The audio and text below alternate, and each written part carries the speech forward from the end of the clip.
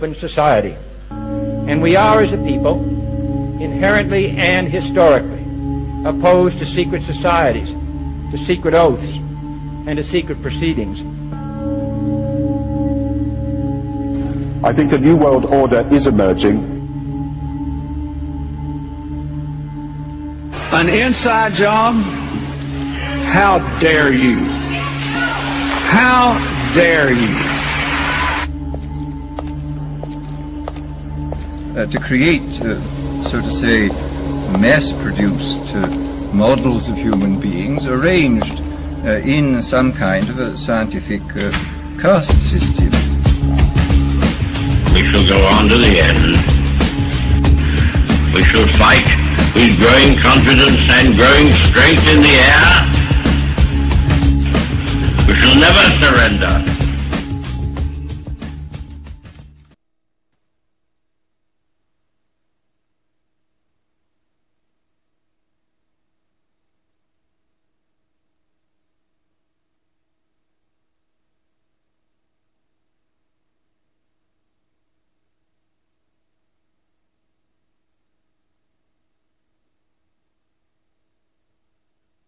While I'm doing that, I also have two guests on the radio today.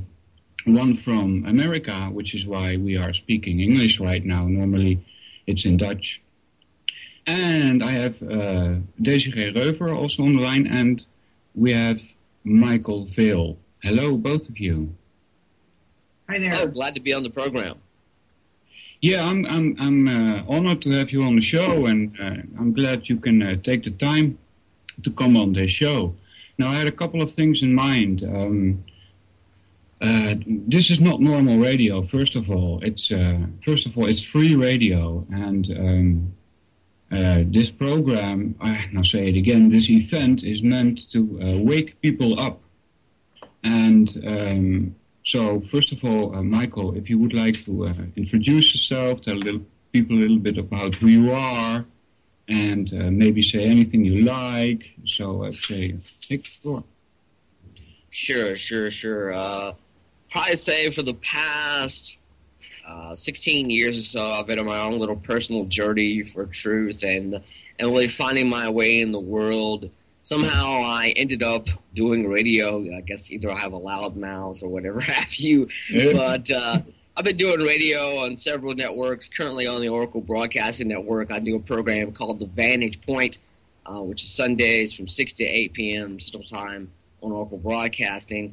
And I do a lot of research. I write a lot of articles. And me and another friend of mine, Doug Owen, run blacklistnews.com.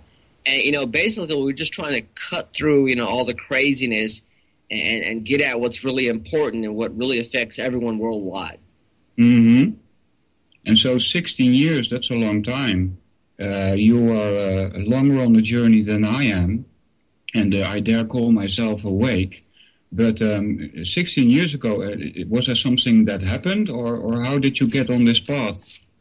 Well, my real education started right after I got out of high school, because that's just complete indoctrination, thoroughly indoctrinating me. And I still have things in my memory, like in 1492, Columbus sailed the ocean blue, and Christopher Columbus is not even his real name. I won't even go into that whole spiel, but I'll tell you this: is that once you kind of bump into just a tiny bit of truth.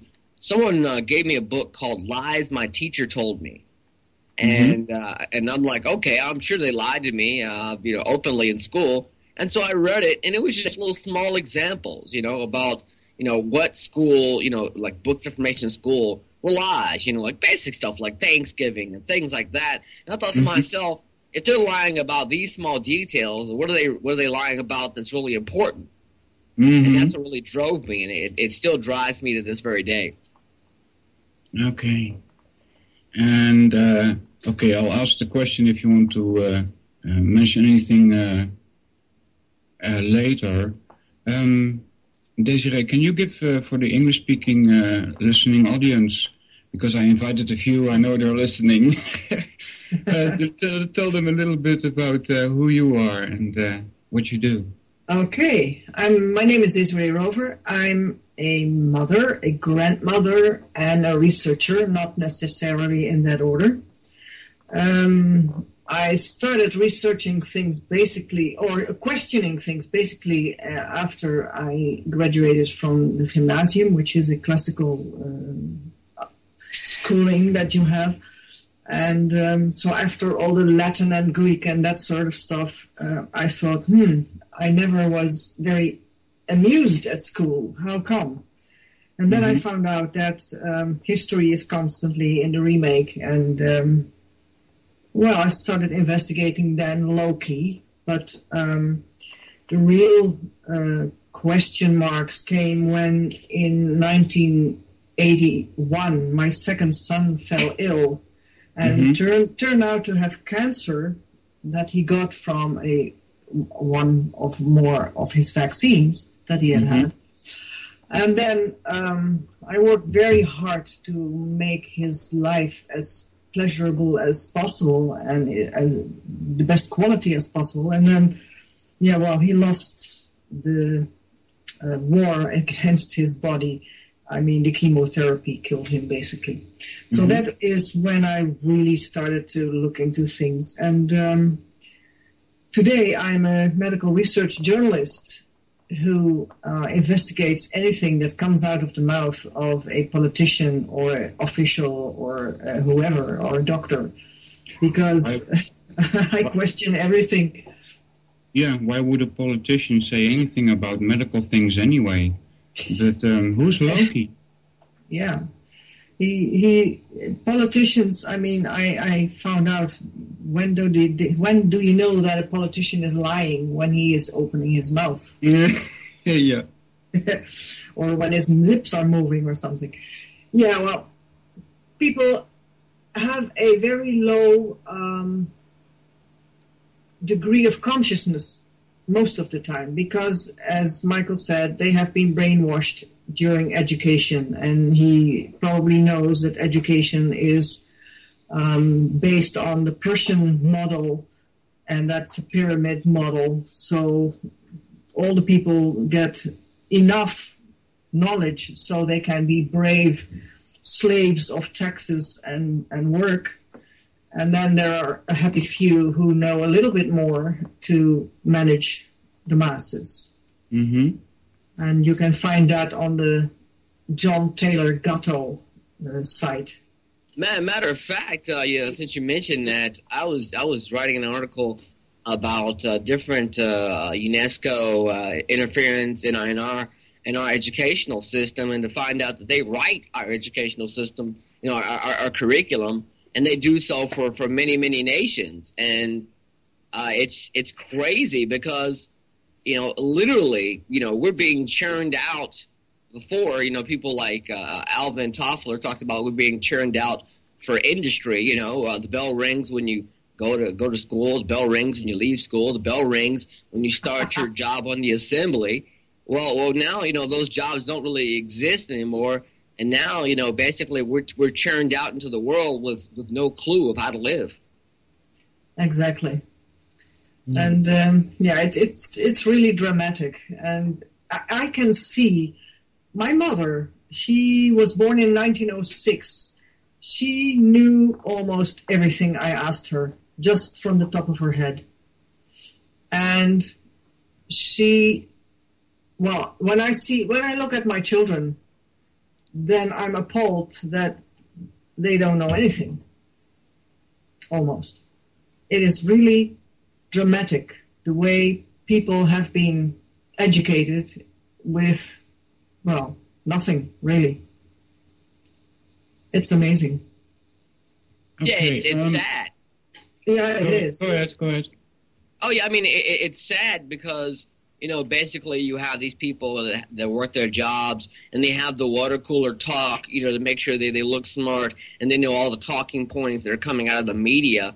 But when it comes to understanding the real world and how things really work, even as far as every sector of government and the corporate sector and everything else, they don't have a clue how things work in the world, and their entire model is just, does not exist in reality.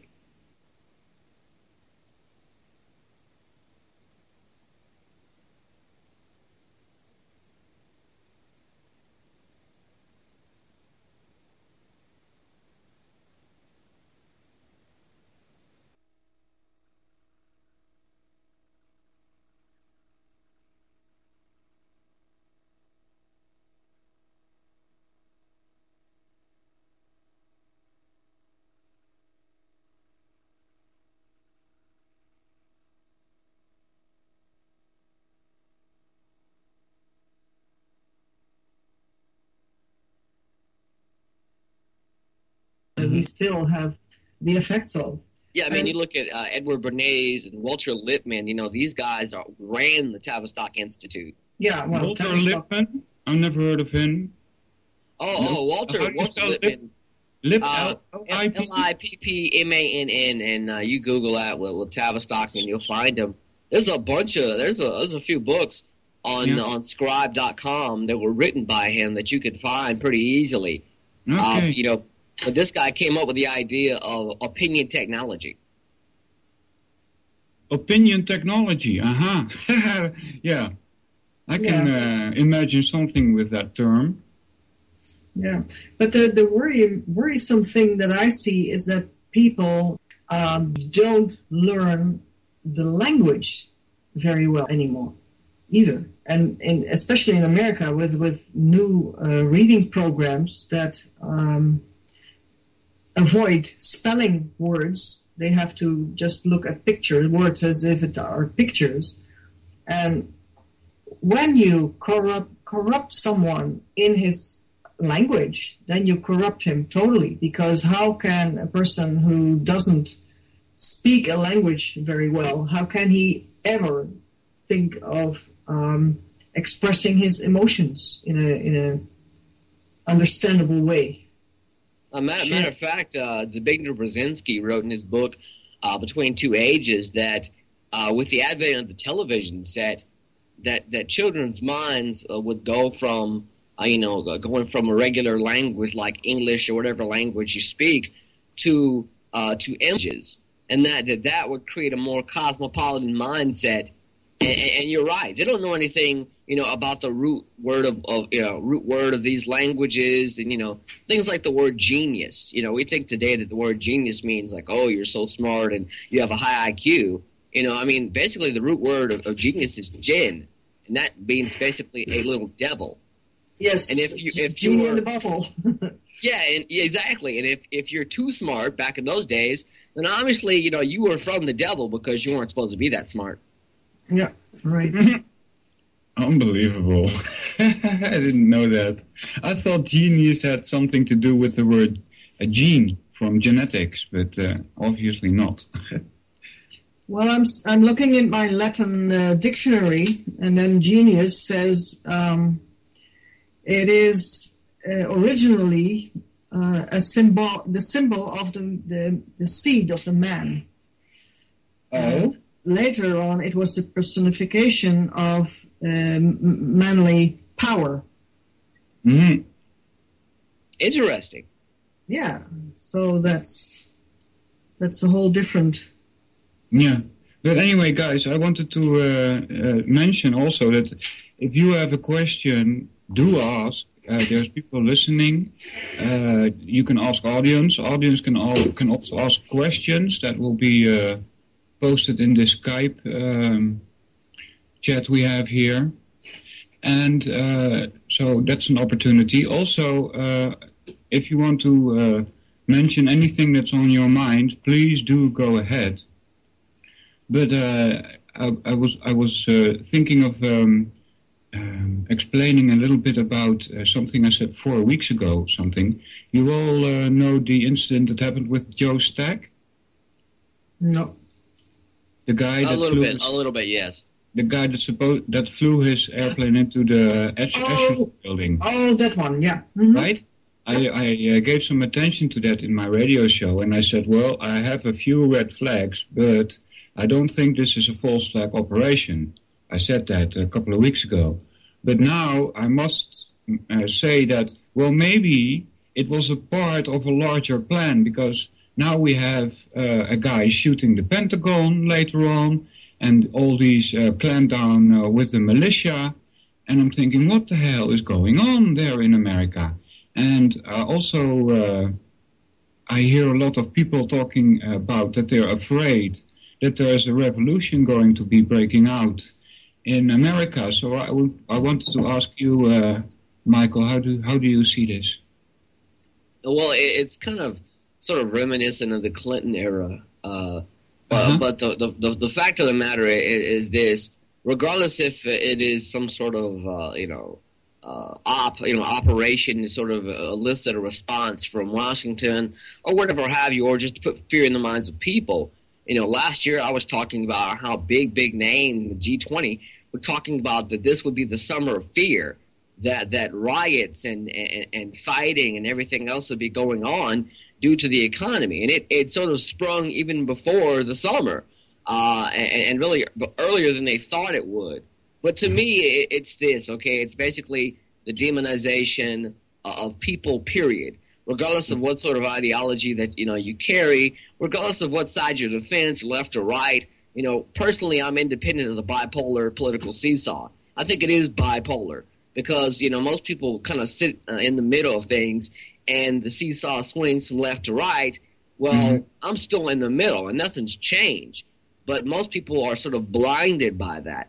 And the fact of the matter is this: they'll use any means of measure to sort of crack down on people to get them to comply. Matter of fact, I talked on my program on Sunday about a website that were talking about how that all that Americans in this particular state should be aware of what's going on around them. And if they call this 1-800 number, it would go directly to the fusion centers in that state. And fusion centers, of course, are a result of Agenda 21. And it just goes on and goes on. But the fact of the matter is, centers. Can you explain what that is? I can't get a picture with that. What was it? Fusion centers? Yes. Okay, fusion centers is this. Early on with Agenda 21 and the UN, they wanted what they called network-based assets, and they wanted a structure where ordinary citizens, governments, corporations could basically put all their data on all the citizens in America and around the world in these fusion centers. And then your Homeland Security basically adopted the model. It's basically like the old total information of where it is, many of the systems where, Stasi had a basic model like this, where they could, collate all this data on all the citizens that they were monitoring. Well, now the citizens monitor the citizens and report to the fusion centers. Yeah, Heil Hitler. Yeah, absolutely. Yeah. Well, do you know, Michael, about in Utah that they are building there right now this huge NSA center that will be something like 1 million square feet, and it will take as much electricity as the whole city of Utah. This will be a center, an intelligence center also. So yeah, they're really at it. Matter of fact, I heard that the NSA was having big power problems, and they were kind of branching out. Matter of fact, some government organizations were looking to create power plants based on feces and sort of getting some sort of power from feces. I was in Wired and a few other places, but the fact of the matter is that when you've got spying devices in every major telecommunications hub, going back to the days of the NSA's groundbreaker, trailblazer, and echelon systems, you're going to have power problems because that's something that you can't sustain. Well, that is their Achilles heel then, so we know what to do, don't we?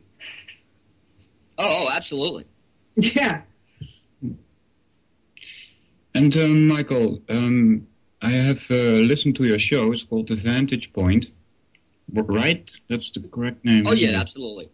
That's I respect very much the way you treat your guests and give your own opinion also. And, matter of fact, I love to comment on that because go ahead. People expect me, like, let's say, a couple weeks ago, I brought on Thomas P.M. Barnett. This guy, of course, with the Army and Naval War College, he advises Congress. He advises people like Lockheed Martin on what they should do and how they should integrate, globally and all that. And people really expected me to, jump on this guy and scream at this person and call him a bunch of names. And then so basically he'll shut up and, maybe never come on a show with me again. Yeah. But my idea is to talk to this person, speak in the nomenclature which they're, used to, and get them to relax and open up. Yeah. And he did so. And he'll be back on. But if I went the other route, some other networks, some other hosts that remain nameless, to yell at them and call them a bunch of names, well, then they're going to go, okay, this guy's crazy, and I'll never be on a show again, and it was a waste of time. And it would be a waste of time. Yeah. But I noticed that these guests of you are usually they have something to do with technology. Is that correct? Yeah, I call the show The Vantage Point because it's about raising the perspective, of people not only in my country but around the world in my own little way, on a small scale. But what I want to do is every sector imaginable, whether it's technology, whether it's geopolitics, whether it's health, I want to bring on the best experts and get to the point where we can level with people about what's really going on. And once you relax them, and once you get to the point where you're not some mouth breathing crazy person, they will open up to you. Okay. Now about technology and geopolitics, I think that technology is not like invented or something. I think it's given from the top. And also I have a problem with geopolitics because I think they're just as fake as the politics that the people are usually confronted with on the mainstream media. So true. So how do you deal with geopolitics then? What is the best way to bring that to the public then? Well, it's basically like this, there's an old saying that, what happens above happens below in sort of macrocosmic perspective. What happens in a country, in a third world country, eventually happens to people in first world countries. It's a fact of life. And geopolitics, according to Thomas Barnett, and he basically broke it down the best I've heard, is about influencing other nations better than they influence you. It's about manipulation. And really understand how our country is manipulated, how your country is being manipulated by other people. And once you get that, that debate out and open, it sort of opens up a whole range of ideas and where you can see, as I call it, the vantage point, the most highest perspective, instead of being on the bottom end, of being basically bottom fed by the mainstream media. You can analyze all the data as it comes, and it's a top-down structure. Mm-hmm. And so you would then agree that technology is not something that is used for mankind, but rather against it. Yeah, I would agree to that, and it's also basically what we make of it. Technology right now, whether it's coming from MIT or many of these, academia and other places, right now they're devising it for ends that benefit the government, that benefit the military, because that's where the money is. But just like the internet, we use it for our own goals and aspirations. And so we have to turn that from basically being a weapon into something that benefits us. And if we don't know about it, then we can't do it. Mm-hmm. Yeah. Desiree, any comments? Well, I agree that if you antagonize people, they clam up and there goes your interview. Yeah, that's true. So, but there is a thin line between, I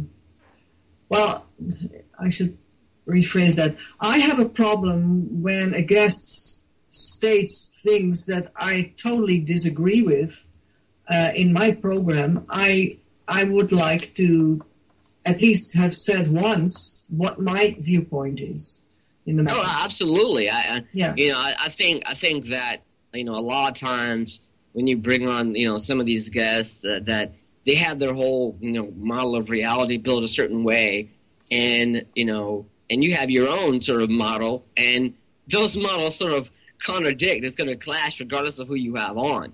Between the three of us, I may have an idea which you disagree with, or vice versa, and it's good to get that out. But that's that's called it's called public debate, getting out in the open. But what people expected me to do, instead of debating or even discussing, is just to ram down my ideas upon someone else's throat, and then call them a bunch of names and maybe make myself feel better. and that's not my plan. Can I'm going to make some advertising for Desiree here now. People, if you go to argusoog.org, that's ARGUSOOG radio.org, and you take a look at the right side, you find a little search bar there. And that's where we stash all the podcasts from all the radio makers we have. Now, besides the English-speaking ones, like the Waterman Files and Whistleblower Radio by Kerry, the one that used to do or still does, whatchamacallem, Desiree? Yeah. I can't get the name. How stupid of me. Project Camelot. Project Camelot. Yeah, but your program is called Gezond and Well, and you sometimes have English-speaking radio shows. And so you go to Gezond and Well, that's GEZOND, and Well, WAL, and you find the 2 years there. And you can check out if there is English-speaking, there's usually a flag there of the American flag or something. That also goes for my podcasts, by the way, Vuurdans, and I have a few English-speaking. One, Michael, with one of your one you must know, Charles Giuliani. Oh yeah, I had him as a guest. We had a great time. He's an interesting one. Yeah, I try to follow his daily broadcast also. So, I don't know, maybe you want to tell about how Oracle Broadcasting came to be, or whatever you want to talk about, really. Sure. Well, I mean, it's like this. I'll put it simply. We worked on several different radio networks, and we saw the pluses and we saw the negatives. And it came down to 4 or 5 hosts that said, maybe, we can create something better, and that we can create something that will be for the host, and then basically we created it in our own little image. Uh-huh. And that was how long ago? Oh my God, not long. I would say almost a year and a half now. Mm-hmm. And it's doing extremely well, and it's good to see that our little idea came about, and it's doing well on its own.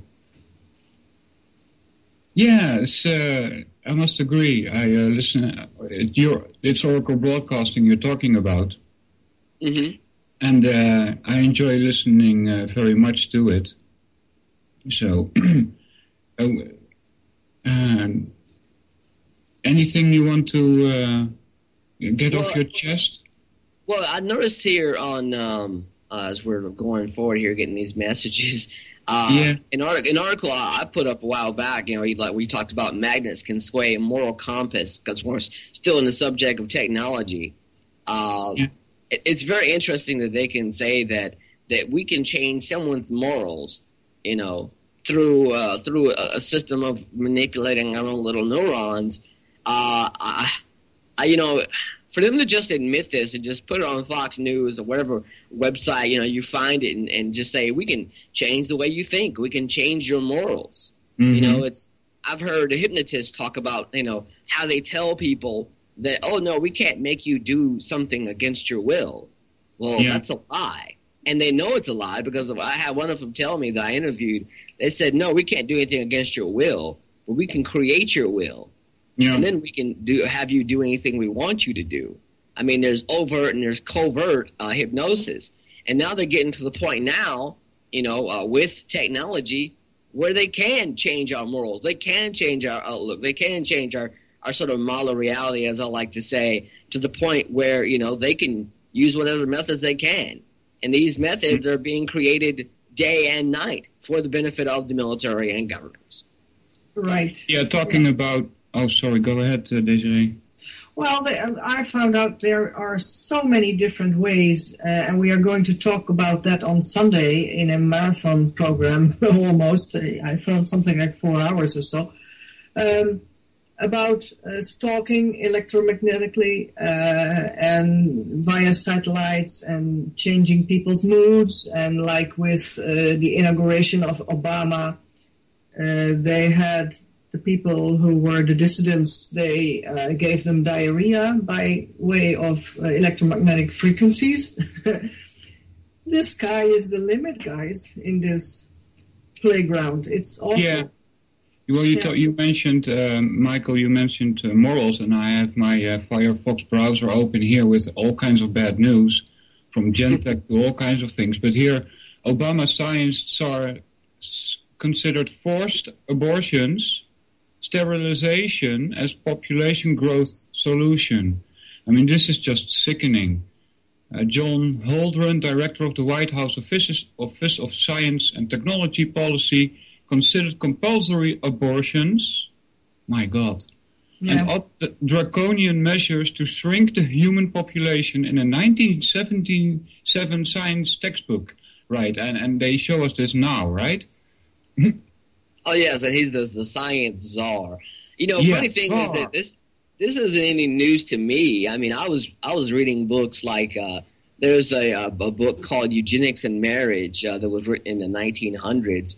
They talked about how it should be to the point where people should get a license to marry. The whole idea of license to marry originally was for eugenics, so they can decide who would have the best and the brightest, seed to come forth. And I mean, there were sterilization laws in the books in our country and other countries around the world.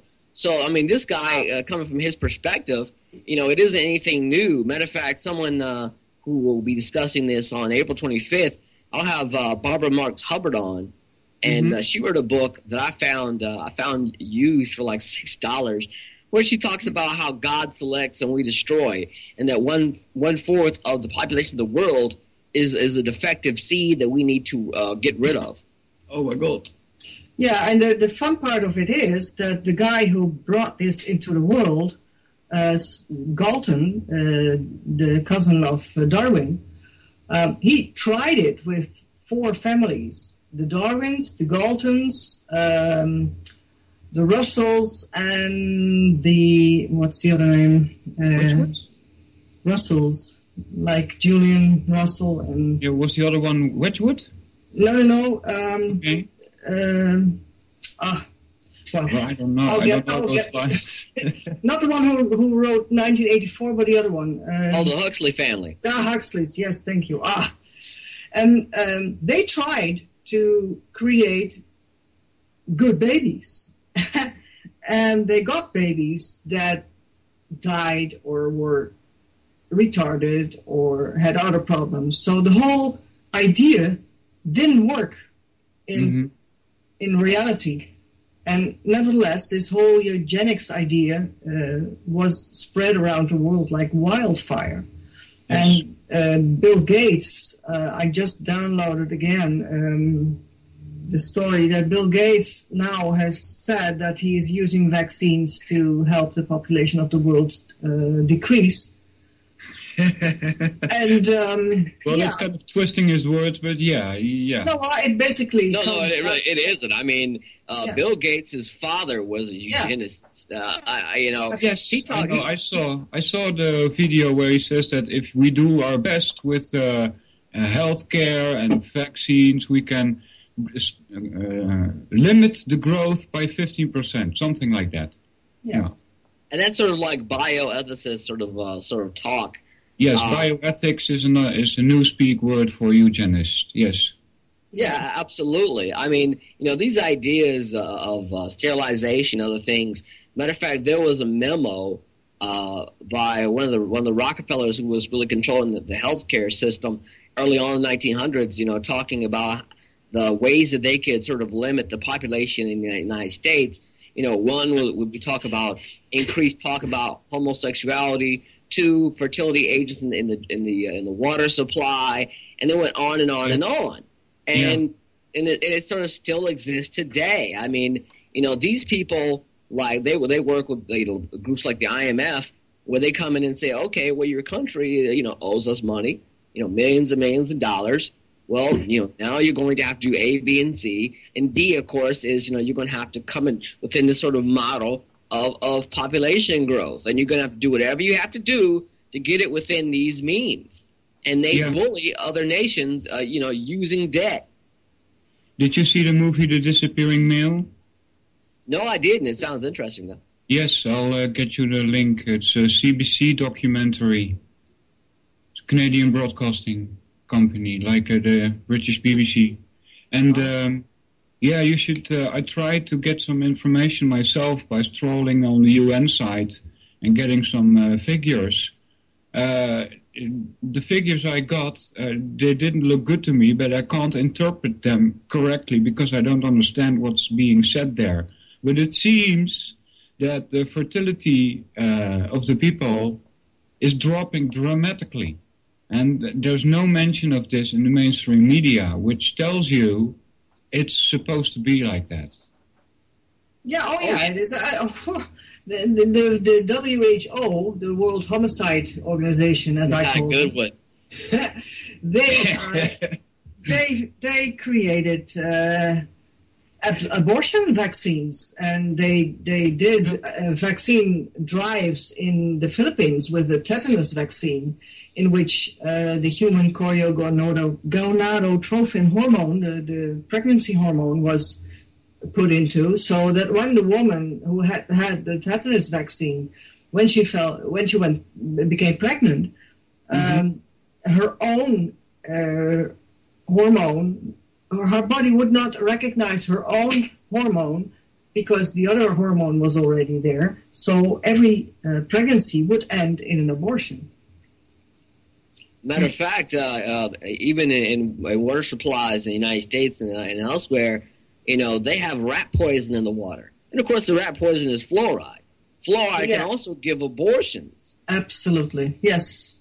And these H1N1 vaccines also, because they are modeled after a vaccine that is specially created to sterilize wildlife, elephants and such. So, well, if it works with elephants, humans are a piece of cake, right? Oh yeah, we're lower on the food chain than anything else now. I mean, you shoot a dog in this country, you're a mass murderer. Yeah. Well, and you mentioned the UNESCO and Agenda 21. Isn't UNESCO also founded by Julian Huxley? I could go on forever. Well, Julian Huxley was one of the major people that designed UNESCO. Now get this. Okay, you've got the Fabian Socialists, which everybody knows about. Well, please do tell about the Fabian Socialists, because I'd like to know a little bit more. I've heard the term so much, but I know it has to do with incrementalism, but that's all. Okay, well, there's a book you need to find. It's on Scribe, and it's written by a Fabian Socialist about the Fabian Socialists. It's interesting and how he talks about people like George Bernard Shaw and others. But it's basically like this, okay? You've got a bunch of people, a bunch of, mucky mucks in society, the higher-ups, the elite, coming together for these meetings. And originally it was supposed to be a political organization. And what they decided was, why run a political organization when we can influence all political organizations, with the funding and with the foundations that we have behind us? And you have people like Julian Huxley, you have people like H.G. Wells, George Bernard Shaw, and these other people, all coming together for one particular plan or purpose. And their basic model was on this Russian general called Fabian. And his idea was that he didn't have to, be in a hurry for war, and that he could wait a very, very long time to see if anything developed that was more advantageous for him. And that's where the idea of incrementalism comes in, is that while you and I are waiting on a microwave pizza and it's taking, like 10, 15 seconds, and we're irritated because it takes 10, 15 seconds, these guys don't mind waiting 10 to 15 years for something to happen that benefits them. Yeah. Okay, I get it. And so Julian Huxley, who stood on the basis of UNESCO. And UNESCO has everything to do with education, right? So they say, yeah. And it's tied in with Agenda 21 of the United Nazis. Yeah, I call it education, but I should call it indoctrination, right? Yes. And so it will happen that eventually all these areas that they have said is designed for wildlife and for nature, like on the guide stones they mention that you have to have respect for nature, leave room for nature.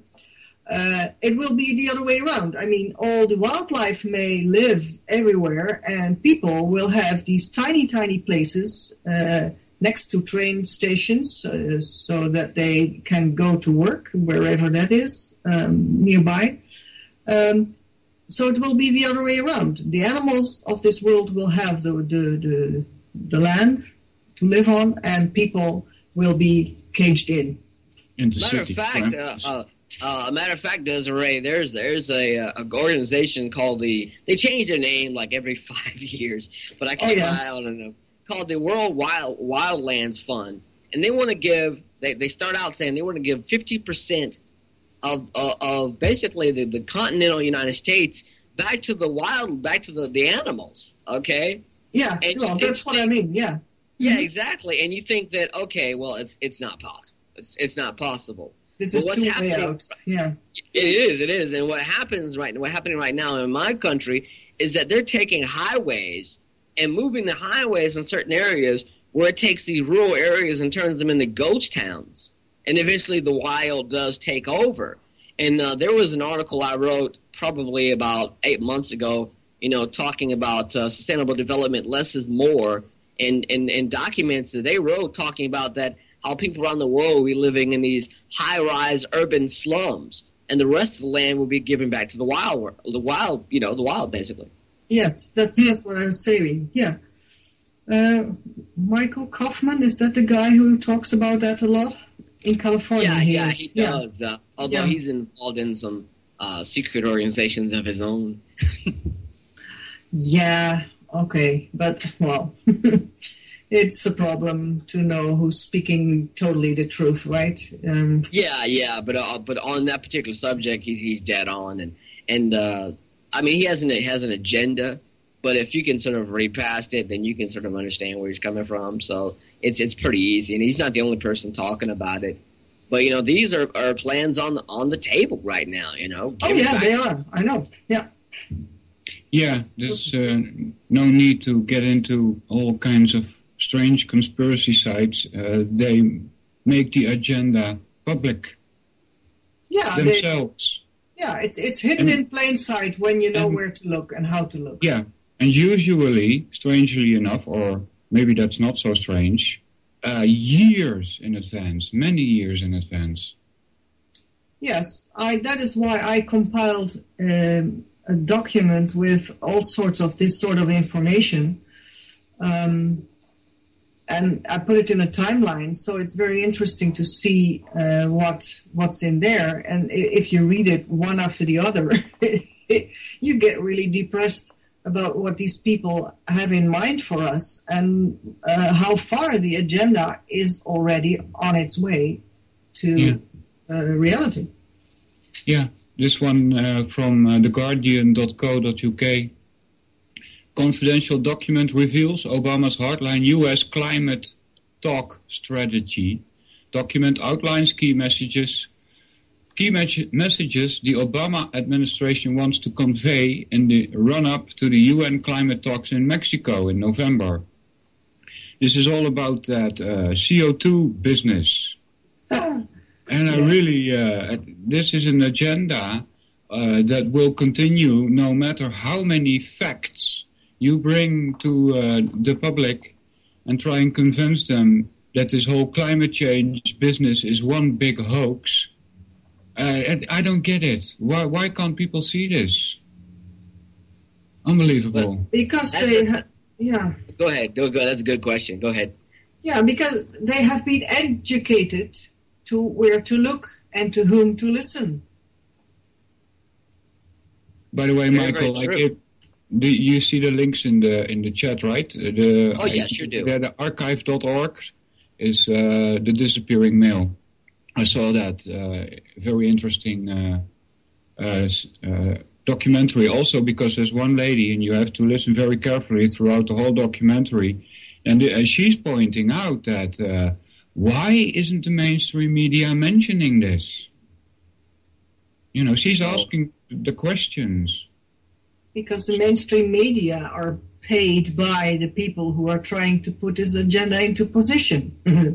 Yeah, they're the mockingbird mainstream media. You know, basically, you know, they get the direct information regurgitated into their mouths, and they go regurgitate it elsewhere, and then we go regurgitate it around the cooler, the water cooler, when we're talking to people at work, and it works well.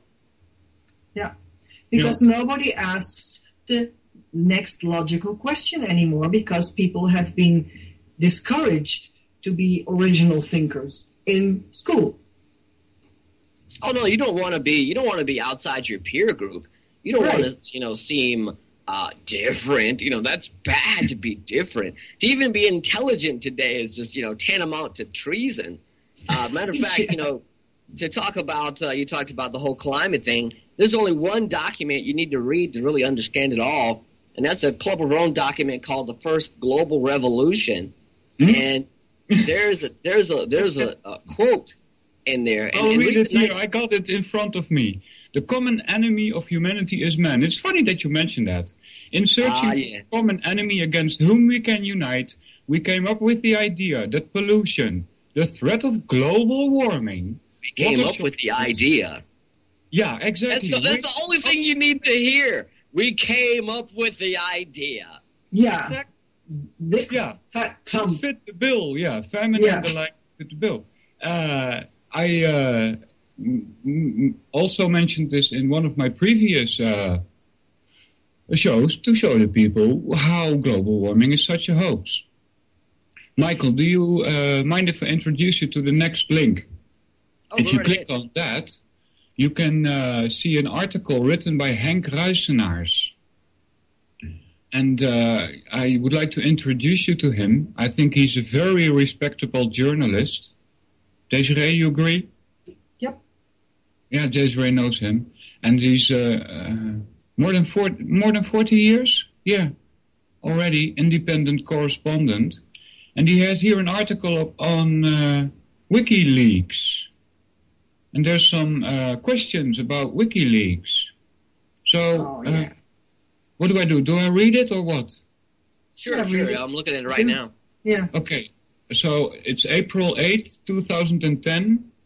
On March 29th, Stephen Aftergood wrote that WikiLeaks.org, which publishes confidential documents online, says that it is being harassed by U.S. military and intelligence agencies because of its disclosures of restricted information, including the forthcoming release of a classified U.S. military video of an airstrike in Afghanistan that produced civilian casualties. Now, we all know about that video, right?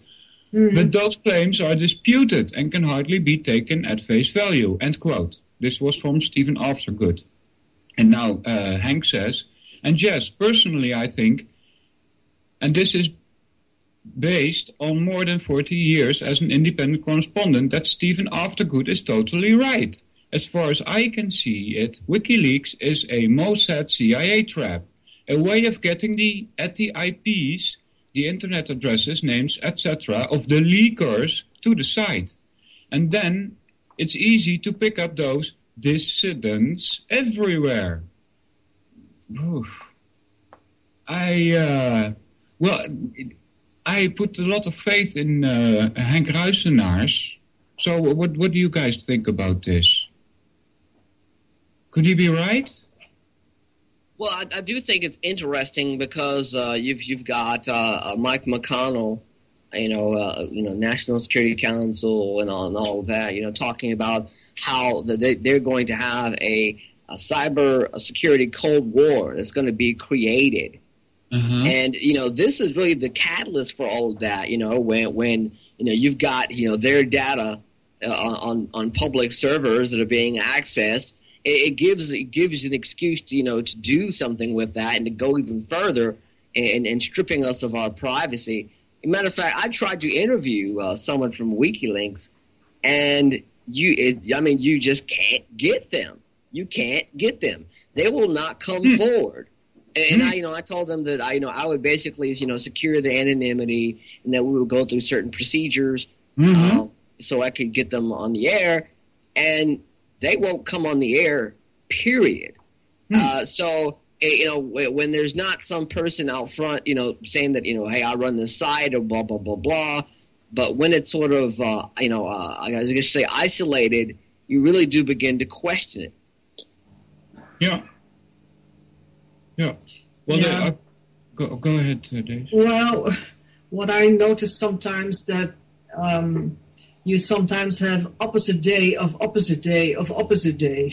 Yes. So you really have to pay attention, and you have to have more than one source for something to check it out. Yeah, well, I do, actually. I don't know where he got his ideas from, but John C. Dvorak, he's a radio host on some radio. I can't remember the name. He's doing that together with a Dutch guy, and he's doing that twice a week. He also came with this idea. And I'm thinking like this. If the powers that be, as we call them, have total control, would they give us internet and not have total control over what we do and what we see and what sites we visit and so on and so on? Would they give a tool to us that would be possibly usable against them? I don't think so. I think even if you invent a communication device that could not be cracked by government, I think you will be assassinated. Well, I don't know if you'd be assassinated, but you'd be disappeared. Matter of fact, Nick Begich told me a few stories about how one particular person created this thing they called earphone, where data went directly from, let's say someone talking, went directly from outside of their body to directly inside the brain. It went past the ears for deaf people to hear, right? Yep. NSA came in and said, oh, no, you cannot bring out this technology for 20 years, okay? So, and I know from experience, running my own sites, how sites can get black holed and just disappear off the internet. So you're absolutely right. Yeah. Okay. Yeah, well, and anything we can think of in terms of strange inventions on the one hand, or disciplinary measures to forbid it and to take it away from us, all those things already are there. So there will be nothing new, really. Yeah. Well, that's maybe the only possibility for a solution, so to speak, I see, is that we do it locally. We ourselves have to do it, right? Yeah. Yeah. Yeah, I mean, think about this, okay? You think about the major news medias and how they get their information.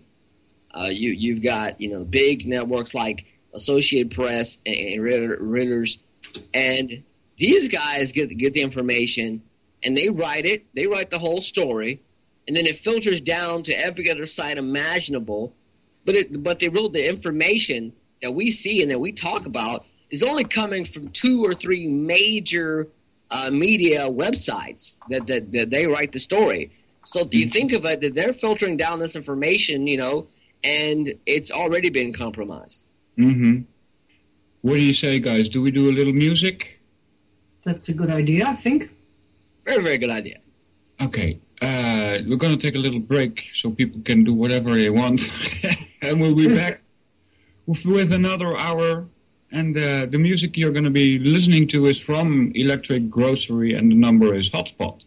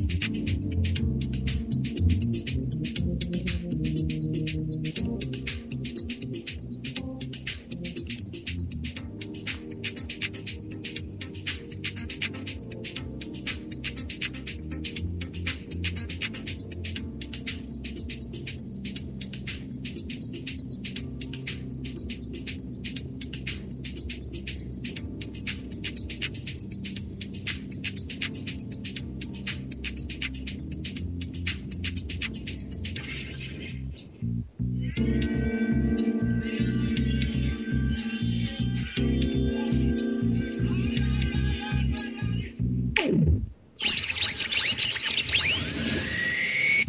is Argezoog Radio. Een andere kijk op de wereld. Oh, darn. Welcome back, everybody. This is Argusoog Radio. That's ARGUSOOG radio.org. And I am your host, Walter. This is the event Fire Dance. And today I have two guests, Desiree Reuver, medical research journalist, and Michael Vail, host, and also co-creator of oraclebroadcasting.com, which I like to mention. And Desiree, there's a question I should ask about a symposium. Yeah, and I'm looking for the link that I had. Okay, it is a symposium it's a symposium that's going to be held in Texas, and the subject is how it's about people getting chemical allergies, so to speak, because of electromagnetic frequencies. Uh-huh. And I have somewhere in my files here on my laptop, I have the information. And I haven't a clue where it is right now. So, but okay, it is. It will surface. And anyway, we will put it in the information at the program on the site, I guess. So people will know about that, because it's this electromagnetic frequency stuff has someone has found it. Thanks, Hans. It is June 3 till 6 in, I have to see where it is. Okay, June the 3rd. Yeah, June 3 till 6. And in Texas, but where? Oh, this is Texas. Awful. Yeah, this is awfully small. Wow. How is this European radio station getting information about Texas? Because I have as a guest on Sunday Dr. John Hall. He wrote the book A New Breed, Satellite Terrorism in America. Uh-huh. And I stumbled on this EMF sensitivity symposium, and I mailed it to him, and he hadn't heard about it yet. So that's why I thought, hey, nice. Yeah. That's fun. I have that book, actually. I've been planning to interview him. I just, my schedule's been crazy, but it is interesting. It is, yeah. Nice. So you can listen to my show on Sunday, and then you can already hear what he has to say, make it easy on your own program. I appreciate that. It would make it easy. Yes, right. That's what I mean. Yeah, but yeah, there are so many ways and so many techniques to harass people, and it seems that everything under the sun that could be used to our advantage is being used for our disadvantage. It's really awful to say, but that's what I see. Because with the, as you said, with the technology for the deaf people, that would be wonderful. Now they have technologies for deaf people that they have to put something on their tongue so they can feel the sound patterns from somebody else's speech. So it is, it's a very roundabout way to hear. And they already have like voice-to-skull technology right now. Oh, they all have that, yes. And they have also this technology to put thoughts into your minds. It's easy for them to do that. And that is what I compiled a list of open patents that either they can either like modulate our brain waves. Like we have different brain states, which of course you know. whether it's alpha, beta, theta, gamma, etc., etc. Mm-hmm. And they can modulate those with ease remotely. They, open patents for mind control, weather modification, and everything else. Yes. But there really ain't any patents that can really, revolutionize the way people live as far as, letting the blind people see. I mean, they're just not available. Yeah, it's true. They're not available to us. They're available to the other side, so to speak, and they play with it. And the problem with what Dr. Hall was experiencing himself, and still is, I guess, is that criminals are hacking into these technologies and use it for their own advantage. And in this case, in Dr. Hall's case, it was the son of the inventor of one of these technologies. And that's what is happening. And then they use it for their own fun and games. And it ruins somebody's life. I mean, when you can't sleep, when you have constantly someone talking to you in a way that is not very positive, yeah, well, it's awful. And matter of fact, there were a number of technologies that did that sort of very thing. Matter of fact, there were a few Air Force bases in my country that were testing ultra low frequencies and sort of sending them out, and they jammed everybody's garage door openers for months and months and months. Yeah, and people could hear these piercing sounds. I mean, I heard them. And literally, you would have to stop moving, and covering your ears would do nothing because it's low frequency sound. And I mean, these guys can manipulate this, easy as pie with little or minimum effort. Yeah, I know about that. And there's another thing that they can do with it. It's based on the same sort of technology. When you look at the highways in Holland, then you see they're everywhere. They are computerizing the roads there, because what they are going to do is, at a certain point in time, is that they can stop all the cars that have computers in them. So by electromagnetically getting a surge so that all these computers fall still, and then no car can move anymore. That's a possibility also with this technology. And I don't know, you know about the Toyota stuff that's going on in the States, that these Toyota cars all of a sudden get out of control and start speeding? Oh, yes. It has nothing to do with the Toyota car as such. It is the technology that they are using on specific people driving specific cars that they can pick out easily, and that's what they're doing. Matter of fact, Toyota and I think Chrysler had built-in transponders on many of their vehicles. That could be like, let's say, like some sign would feed information to specific drivers. People could access those transponders, send and receive. And it'd be very, very easy to do so. Yeah. And it's interesting. I found a Dr. Manfred Dupp, a German doctor, who has created some exercises to help de-switch your brain from being switched by electromagnetic frequencies by using a cell phone or that sort of thing. And he says that there is a technology that they can send frequencies around at a certain area.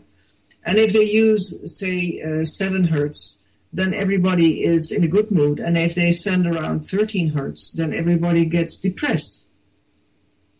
And I have a feeling that they are playing with this sort of stuff, because sometimes I can feel that I'm in a mood that's not mine.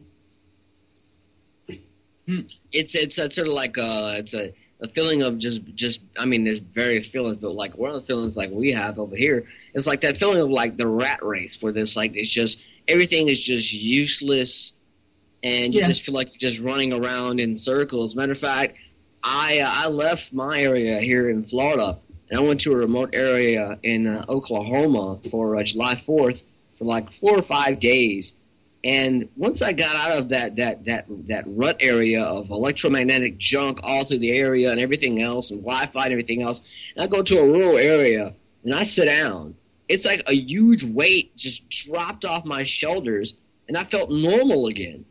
Yeah, well, that's exactly what I mean. Yeah. Oh. Amazing. And people don't know that. And it's being used everywhere. I mean, in Walmart, they use the SSSS technology, the S-Quad technology. Silent Sound Spread Spectrum technology, that is. And that basically can give you a thought in your mind as if you're thinking it yourself. And they're using it in Walmart for things like don't shoplift or go to the 3rd floor and buy this or that. Maybe, I don't know. But there is, there are all sorts of ways that they can do that. They can also put it into the light that they're using. I just translated a brochure for a biophoton apparatus that a German guy has created. And he has used LED lights with the quality of sunlight. So you have real biophotons being sent into your body. It's a natural wavelength, and your body can talk with that, so to speak, can communicate with those wavelengths. And he showed that he could put on a MP3 player on this gadget of his, and then he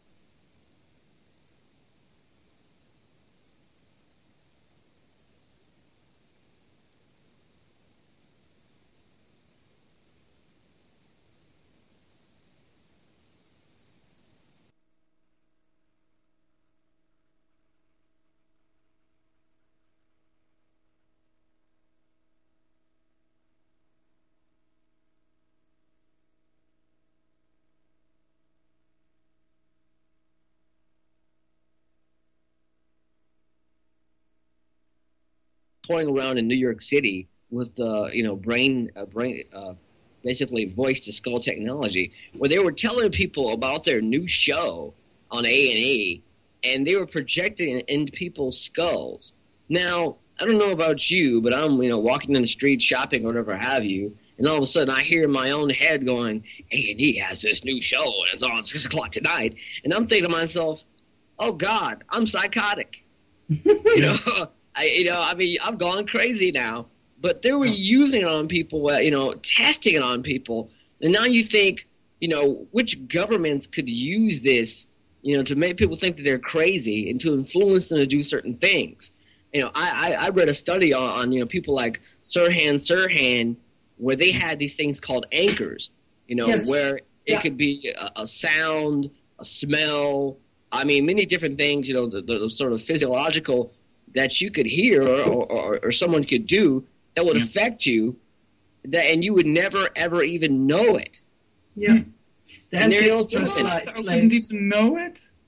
Yeah, these are the MK Ultra slaves. These are people who have been taken as young children and have been traumatized into creating multiple personalities, and so with an anchor, with a trigger, they can make these people do whatever they want to, may have them do. But the S-Quad technology is not really new, and it's being used in the Gulf War. That's why these soldiers of Saddam Hussein came out of the woodwork and came up to the American soldiers and said, "Oh, you're our friends," and the American soldiers didn't understand at all what was happening. But that was S-Quad. I remember them reporting the Iraqi soldiers as "quote-unquote" stunned. Yeah, well, they were. Yeah, they were really thinking, "I'm out of my mind." Yeah. But anyway, Michael, I have a question for you. Sure. Because you like geopolitics, and I had the Polish crash also on the list. I was told that this person prime minister or something, was also not very friendly when it came to European Union and the European currency and things like that. You think this has anything to do with doing away of right-wing politicians, or what's going on Are you here? talking about the Polish president that so-called died in a plane crash? Yeah. I talked about this Sunday night. Yeah. About there was a Georgian TV station that foretold the death of the Polish head of state and said that he would die and then someone else would die, and to me it just had every visible means of being in operation. Now why or for what operation I'm not sure. I know that Russia has been heavily was trying to influence Poland for a very long time. They wanted Poland involved in their new, I guess you call it political bloc now. They call it the mini Soviet Union because they have a customs union now set up between Russia, Belarus, and other nations now. So, but for the plane to land in Russia so that they can manipulate the scene, I find so incredible. But why is a question I probably won't be able to answer for some time. Okay, no problem. Desiree, any thoughts? Well, it's amazing that they put so many people into one plane and then let it crash. And what I heard someone say yesterday is that these were the dissident people that were in the plane. So, yeah, this was cleanup time. Mm-hmm. Michael, I saw a couple of months ago a map of a continent of North America, which was divided up into 4 regions. And now, of course, 2010 is the year in which the what we call North American Union will be fully signed. Is that correct? Well, I'll put it to you this way. Thomas P. Barnett admitted something to me on air that he wrote in his book and other places where he talks about how the European Union was better than America was because they could add stars to their flag, and that the economic merger was created with NAFTA, and that we need to complete the acquisition of South America and bring it into America. Yeah. I think that to a big degree, it's already happened. It's already happened as far as customs is concerned. It's already happened as far as the border is concerned. It's already happened as far as the economies being inextricably tied together.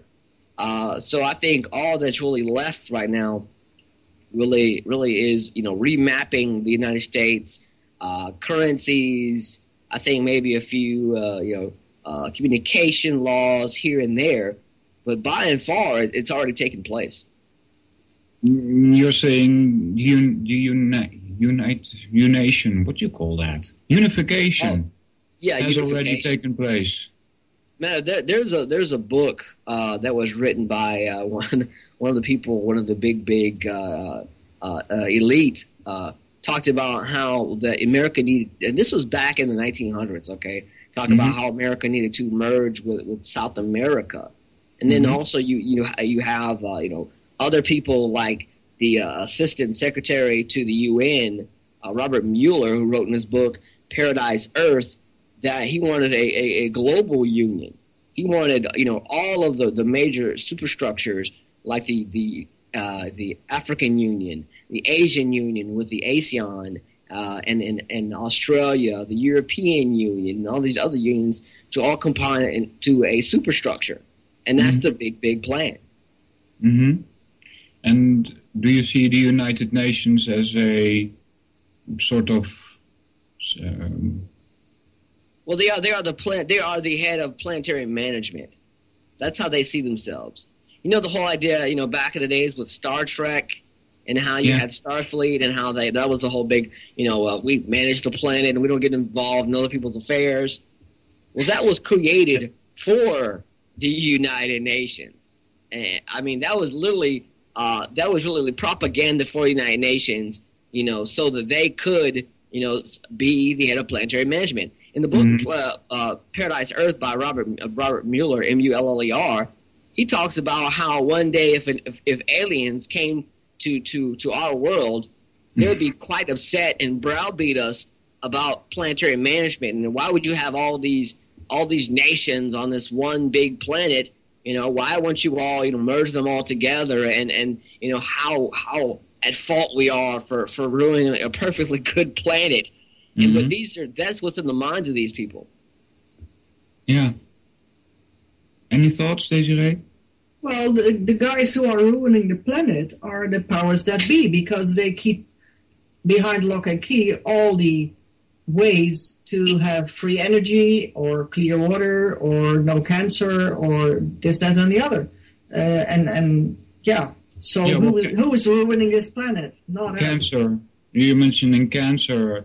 I get into town sometimes, and then there's also a stand is there, and it's collecting money for cancer. And I go to these people and I say, how many people have cancer? And they tell me 1 in 3. And I say, well, you better check your figures, because I think it's more like 1 in 2. And then my next question is always, I interrupt them because I'm rude, I'm pretty non-tactical. And I say, do you think that is a natural thing that people get so much cancer? And they look at me with a blank stare, like I'm asking some kind of strange question. Like, do you see all, because of the pollution and all, the animals and such will also develop cancer. But normally, nature does not create cancer like that. This is not normal.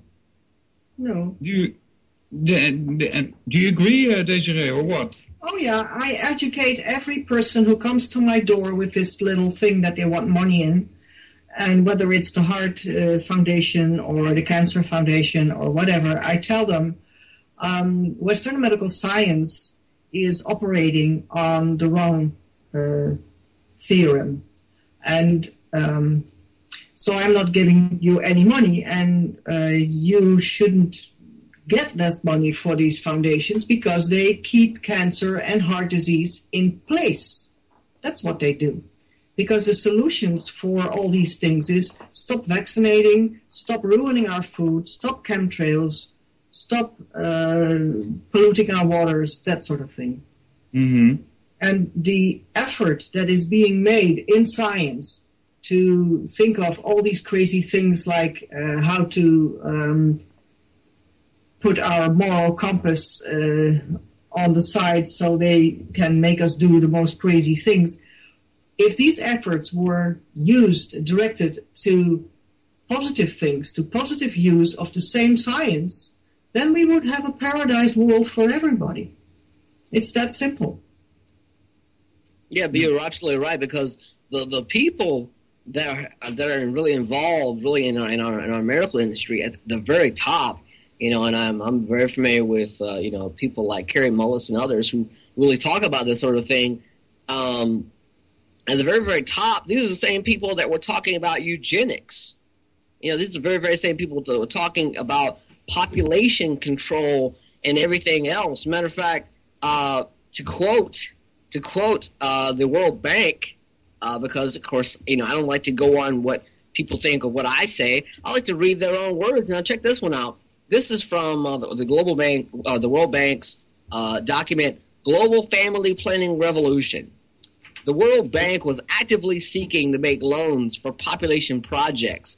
The United Nations has agreed to create a fund, the UN Fund for Population Activities, today simply known as the UN Population Fund, although it retains its original acronym UNFPA. Developing countries were coming under fairly intense pressure, primarily from the U.S. government, to adopt population policies and to mount family planning programs. Now, worse than that, these guys thought that eugenics was a great thing until the Nazis ruined it. Check this out. They say here, many of the early advocates of birth control, primarily in the United Kingdom, United States, came from the eugenics movement, which was quite strong in both countries in the early decades of the 20th century. That movement had a certain intellectual respectability until the horrors of Nazi Germany perpetrated in the name of racial policies destroyed it. Now, what are they saying? That eugenics was an idealized thing. It was a wonderful thing that they thought until the Nazis took it and went too far with it. Yeah, right.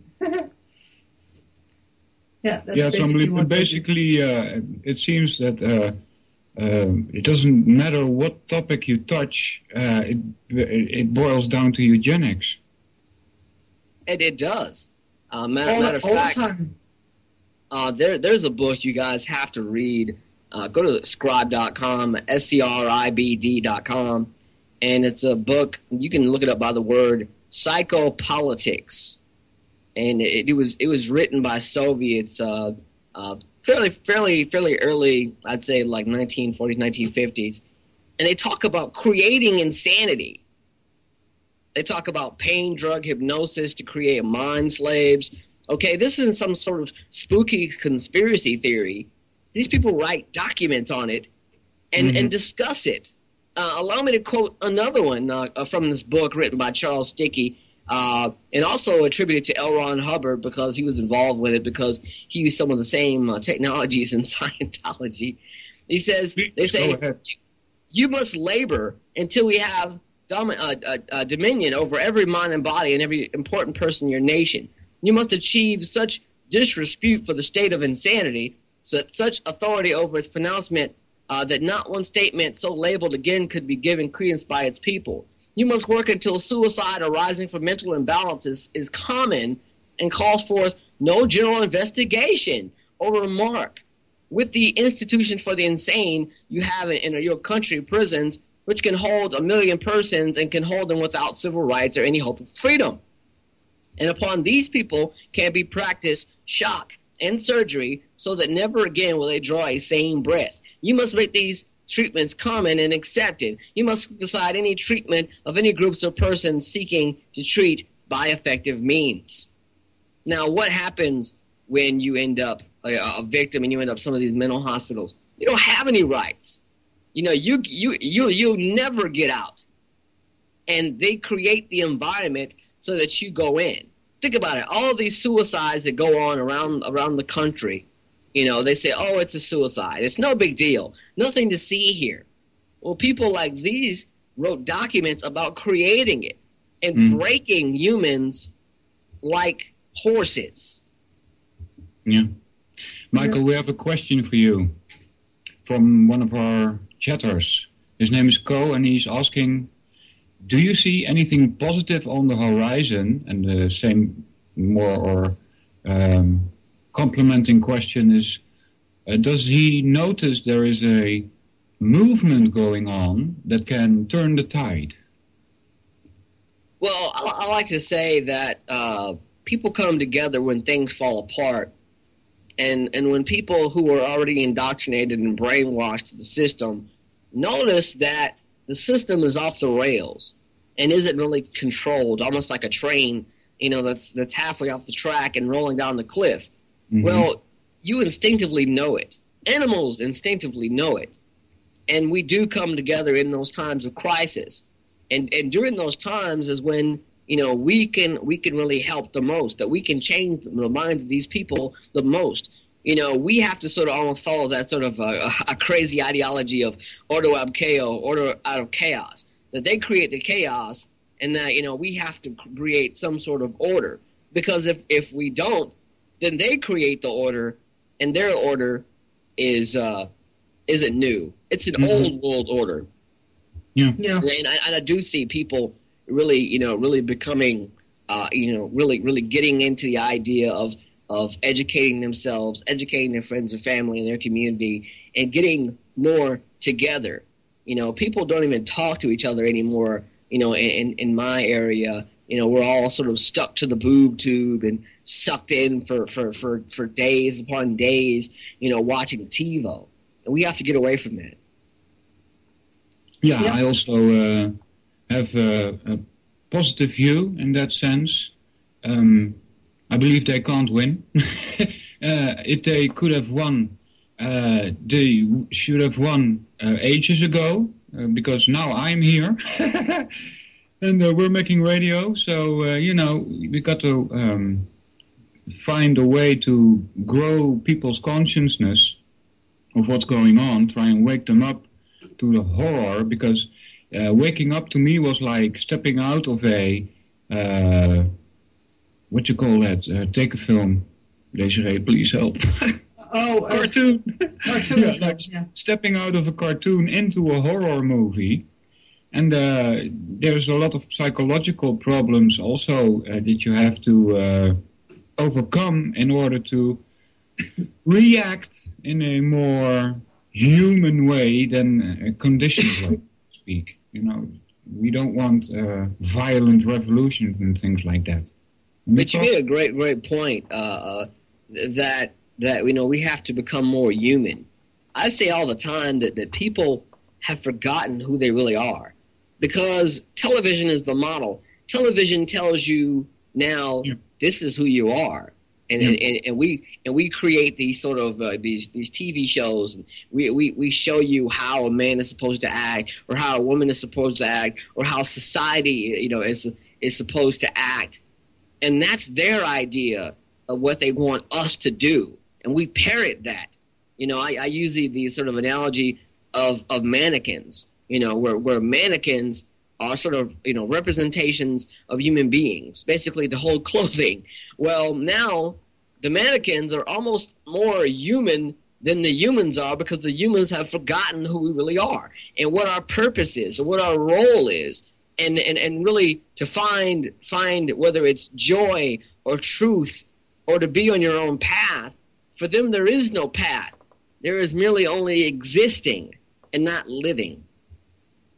Yeah. Yeah, it's totally true. There's nothing to say about that.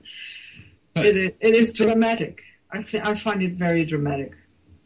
Yeah, but I also believe, and I kind of get it out of your voice, Desiree, that you've not given up. You still think we can win, right? I've not given up. No, I will never give up. And what I see happening is that when I share what I share, the knowledge that I have gathered and the facts that I have gathered, and the book that I have written on, for instance, the HPV vaccines and the articles and all sorts of other things, the feedback that I get is that I never know which part of what I've done or said or written will change somebody's life in a term that they will have a different outlook and see the patterns that I try to point out to them. Mm-hmm. And yes, what I can see in my lectures, in my presentations, in the beginning, in April, on the HPV vaccines on the road, I used to have 2 or 3 people in the room that didn't want to hear what I had to say and were trying to really, attack me personally, because they felt very unheimisch, so to speak, by what I had said. And now, when I have a talk someplace, I have a room full of people who really want to know what I have to say. It's a total difference now. So there I can see that a lot more people are open for the information, are even hungry for the information. That's what I see. Mm-hmm. And that is hard. Yeah, well, that helps me to go on. Yeah, there's also, Michael, this may be good news for you, so to speak.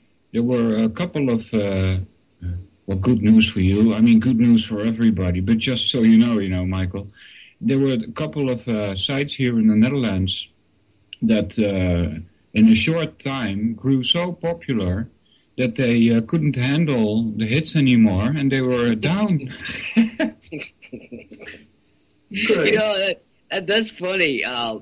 I started a website when I first was really experiencing, like, to say, the sort of change, like you said, stepping out of a cartoon, where I started a site called thought-criminal.org, and this was years ago. Uh-huh. And I used to look to see who was actually, actually, reading the website and checking out the page and everything. And God, it's crazy. I had people from LucasArts. I had people from the military. I had people from sitcom. People all around the world going to the site. And my cell phone's ringing, and I'll try my best to turn it off as quick as possible. Oh, don't matter, Okay, so, I had all these people hitting my website, and it was crazy. I got hacked a few times. It went back up. I merged it with a friend of mine, Doug from BlackListenNews.com, and that's where it is now.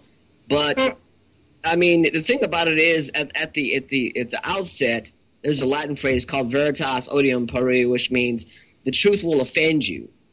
Because it hurts. Yep. And you really realize the truth of what's going on. At first it's a little painful, and then later on it's free. It frees you. But yes, in the outset, you're going to have all sorts of people attacking you because you're literally destroying their model of reality. You're destroying what they have crafted in their own minds of how they see the world. And many people, they're living in Candyland. They have no idea what's going on in the real world. Absolutely.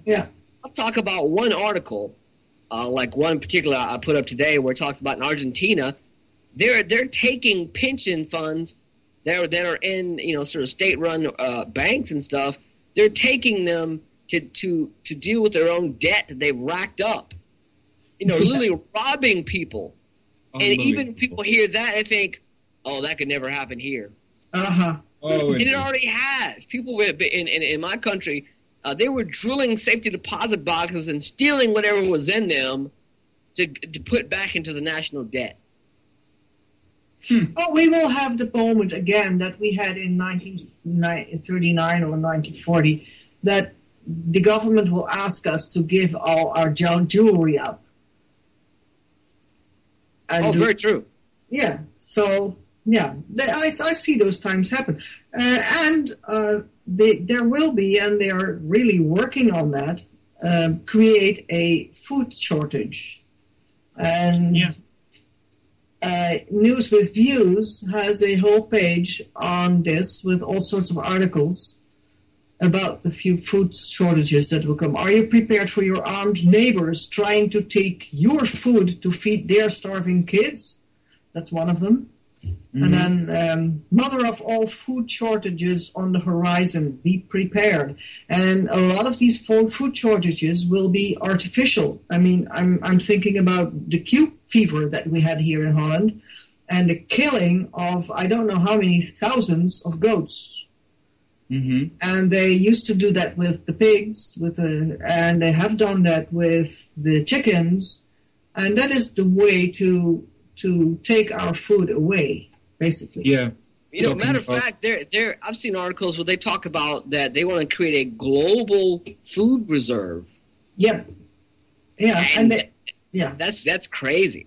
And they even want to go so far as to create meat, not an animal, just the proteins and the structure and things artificially.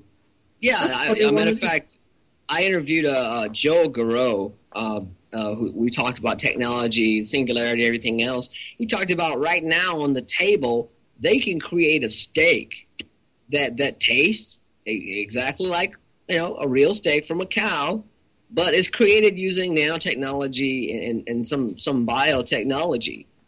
And it's almost like the Matrix, It's like, well, I know I'm eating the steak and it tastes yummy and juicy and delicious, but it's not a real steak. Your body will not recognize it. And that is the problem already with the food now, that the body does not recognize what we eat. And that's why we have so many chronic illnesses, because that will put the bodies into a complete state of inflammation, and that will lead to depression, to diabetes, to obesity, and to even cancer. I have an article here regarding or touching upon what you're talking about, Desiree. It's about fruit and veggies, new allergy fear. A rapid increase in fruit and vegetable allergies affecting British children has medical specialists baffled. Well, I doubt that, but okay. I'll tell you why later. Common vegetables and fruits, I mean that they are baffled, I doubt that, right? Yeah. Common vegetables and fruits such as celery, apples, and pears are now rivaling peanuts and as the most prevalent cause of food-related allergies. Australian experts, you know, all you have to say today is experts.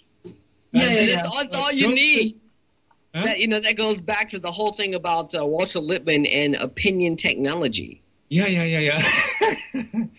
Australian experts say fruit and vegetable allergies are on the rise here, but the problem is not as bad as it is in Britain. But I'm suspecting here the genetically modified foods, and that these so-called specialists in medical research are baffled is, of course, unbelievable. When they say experts, they never ever say who the expert is. It's a sort of vague term. But no, your family doctor won't understand one thing about that, because when he was studying medicine, he heard nothing at all about food. I mean, a 2.5-hour course in 4 years of study is really nothing, of course. So he doesn't know anything about that. And food is the basis for our body. The difference between a baby and that same baby 50 years later is 150,000 meals. If they're crummy meals, you have a crummy 50-year-old. If they are good meals, you have a 50-year-old who is alive and kicking.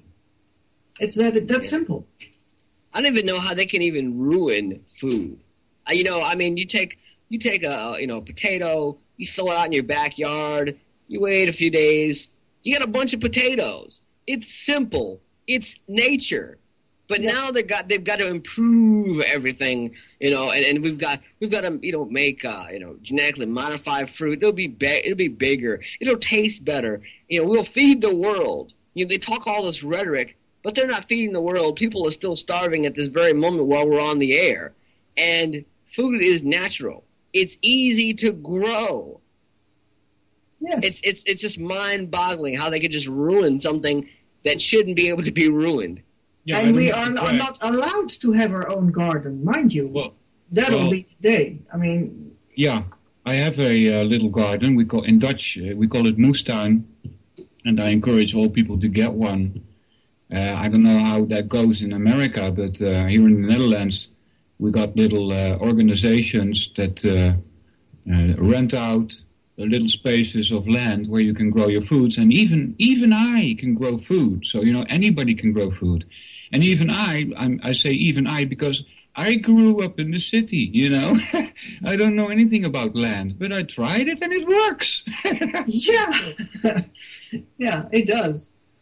Why would you rely on, we have Walmart and Costco and everything else, when you can go talk to, maybe 6 people, and maybe a couple farmers and say, hey, why don't we get together and, we have farmers raise certain crops and we pay them money and we both put it together and it'll make the cost cheaper and it'll be real food, organically grown.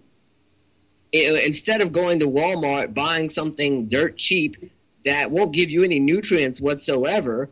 I mean, it's not rocket science to make good food.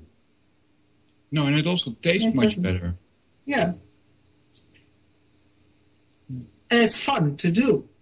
And there are many children who haven't got a clue about how food is grown and that potatoes don't grow in a plastic bag in the supermarket. Yeah. And it's fun to put a potato in the soil and see what happens. I mean, let me teach you the people that want to grow potatoes one thing right off the bat. If you grow potatoes on a certain piece of land, then you can't grow potatoes there for 3 years. So you have to find another spot, and then in the next 3 years after, you can try it again. Yeah, potatoes suck up all the nutrients in the ground. Yeah. Knoflook also does it. What's garlic? It's even worse. Yeah. It takes 5 years to replant garlic on the same spot. But then you can use the sea salt minerals. Yes, you can. Oh, by the way, Michael, you probably don't know about this. We have here in Europe a guy in France that's Celtically, like the old Celts did, you know? Mm-hmm. Gathering salt from the sea. And it's called Celtic salt. And we can buy it here in some stores, a couple of stores in the Netherlands. And it's a salt that has all the minerals in it. There's 85 minerals in there. And there's various ways of using it. You can make a water solution of it and then take a little bit of that solution and drop it in a glass of water, like a teaspoon full of it in a glass of water. Sea minerals, yeah, right, thank you.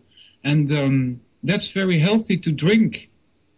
And they told me that, and I was thinking like, huh? How can this be? They told me that drinking seawater is like not good for you. But I tried it, and you know what? Your body starts asking for more the next day. You know what, man? I haven't heard anything like that here. You know, recently I'm in my 30s, and recently my body's been telling me I'm not getting enough. You know, and all throughout middle school, high school, I could eat a certain amount, and my body would be going, okay, that's cool, I'm good with that, you know. But now it's demanding more and more, and I know that the minerals, you know, essential minerals and vitamins are being strip mined out of the food that I'm eating because I'm having to eat more and more and more, you know, just to you know, basically exist now. Yeah, but you know, the beauty of the sea salt is that the sea has all these minerals that have been coming into the oceans by way of the rain of million years. So the oceans, actually, if you want to mine gold, go to the ocean, because there the gold is in quantities that not are in the earth. And that's interesting. The same goes for the minerals.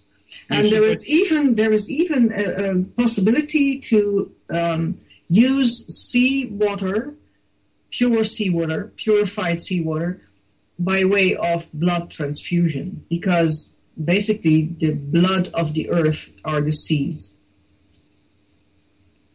You should check it out, Michael, if you can find something in America like that. Maybe they sell it under the term Celtic seawater. Go to meminerals.com. Oh, meminerals.com. That is Dr. A. Truout, and he has a salt on his website, and I don't know, the book in which I wrote it down is somewhere else, but he has a salt on his website, and that is from the Utah region, where there was a salt lake used to be, so they mine the salt there, and you have different qualities, and it has different colors. It's amazing. Is it gray? No, it's even purple, he said. Yeah.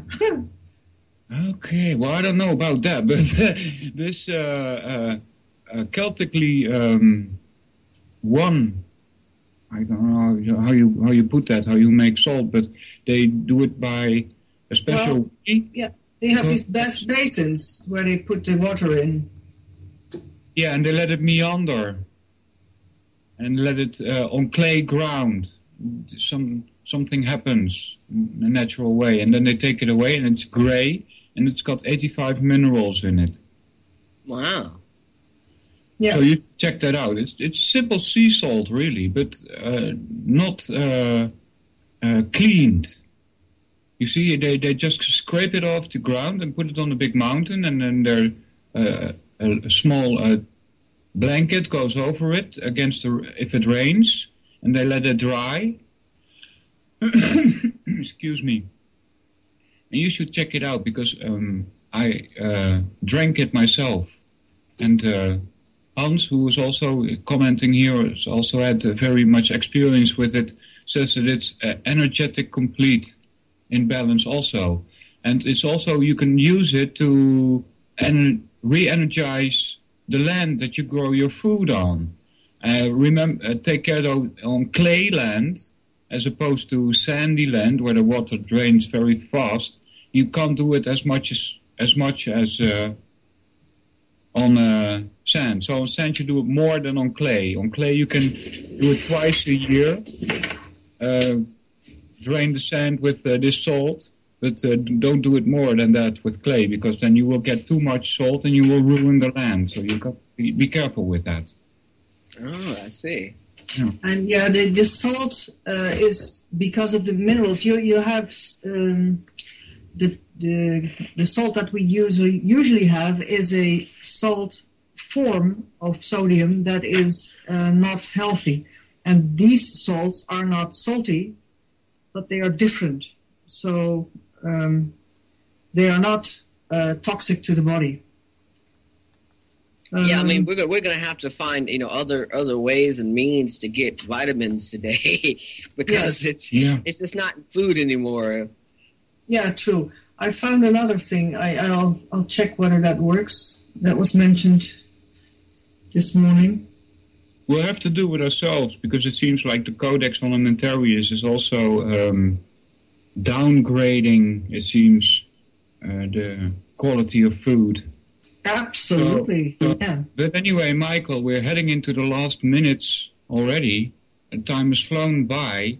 I'll ask you again if there's anything you want to say. Say it now.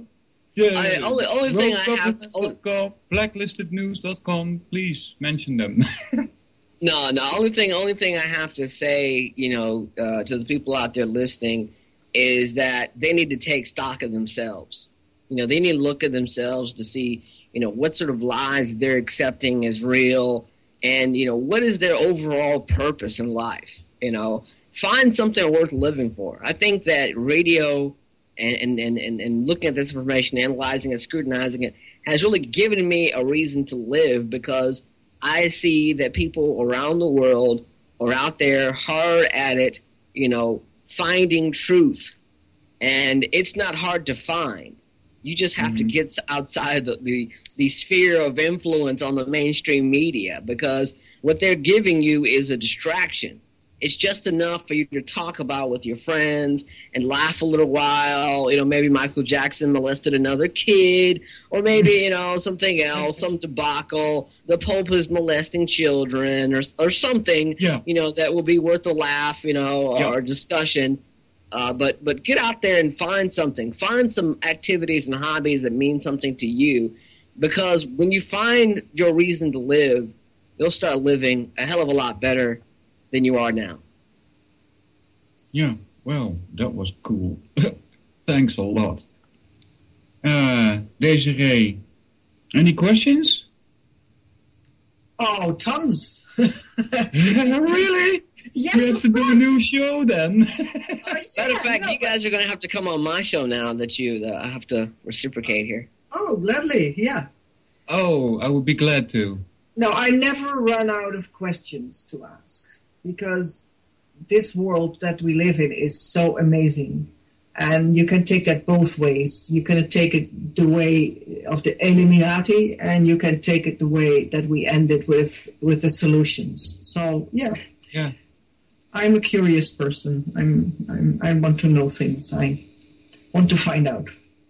Yeah, that's why I was asking, because we still have a few minutes. If you have any specific questions for Michael or me, I probably got a bunch for her, but I'll leave those to when you guys come on my show. Yeah. Okay. No, it's lovely to talk with people who have done their own investigation into reality, as you have done, Michael, and then compare notes, because everybody has his own signature in what he's looking for and what he has found out and that sort of thing. So to compare notes is very fruitful. It's very positive.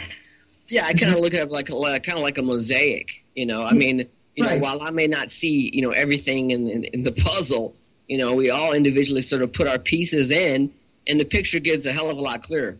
Exactly, and that is the important thing. And then you can share also with each other so that you can recognize the patterns that are there, because that is the most important thing, I think, to recognize the patterns, and that helps to find ways to let the good things happen in this world instead of the bad things.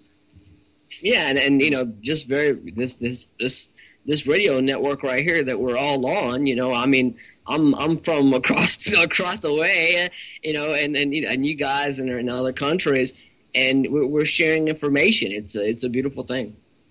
Yeah, the good thing is that whatever happens with the Illuminati people, whatever they do, what I see, what the result of that is the connection between people like you and Wouter and me and all the other people that I'm in contact with.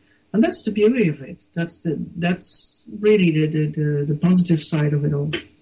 Yeah, many people think that they're all alone in this, and that, you know, it's just them against the world. But, you know, out there's so many different people that are out there fighting for you, and you know, that you don't even know it, and that you need to jump in the fight too.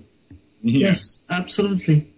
I want to tell a little story as something good for the people to hang on to. As a part of waking up, it was. There's somewhere around 2003 or 2004, I don't know exactly.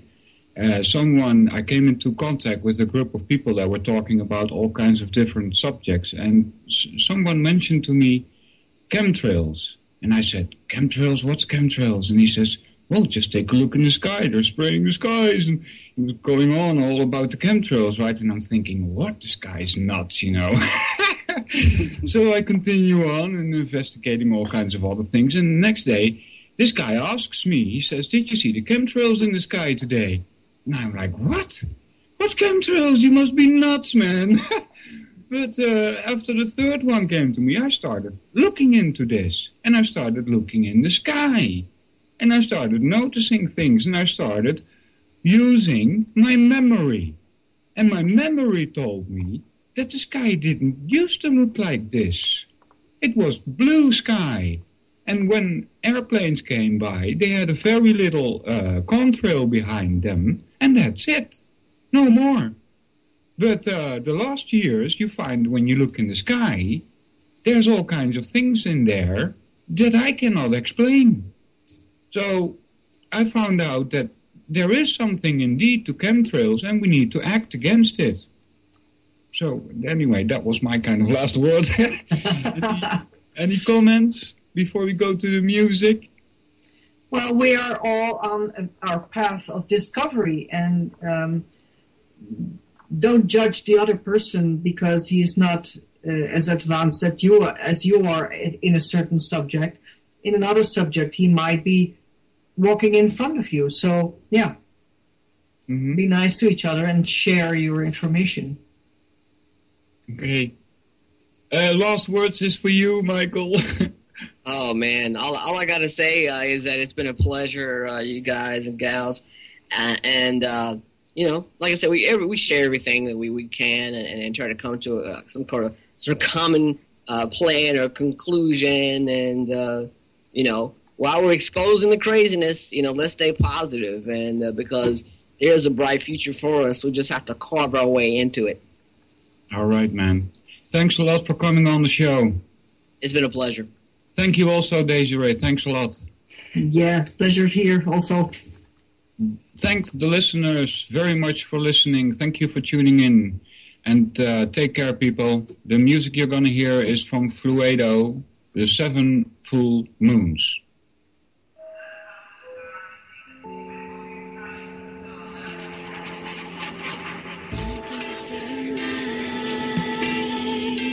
Day after day, now you're away, I think I miss you.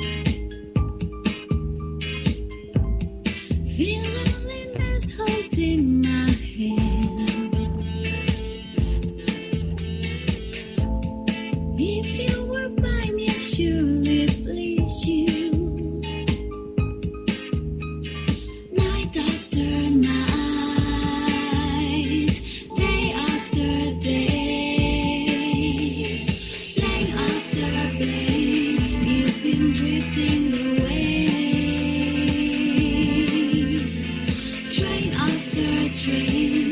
as your tracks start to blur and to fade. Place after place as your face calls your name. Night after night, day after day. Voice from the phone said not to worry. You think you're just one step away. Lord knows the dream you've been romancing. Night after night, day after day, plane after plane, you've been drifting away. Train after train, as your tracks start to blur and to fade. Place after place, The very word secrecy is repugnant yeah. in open society. And we are, as a people, inherently and historically, opposed to secret society, secret oaths, and to secret proceedings.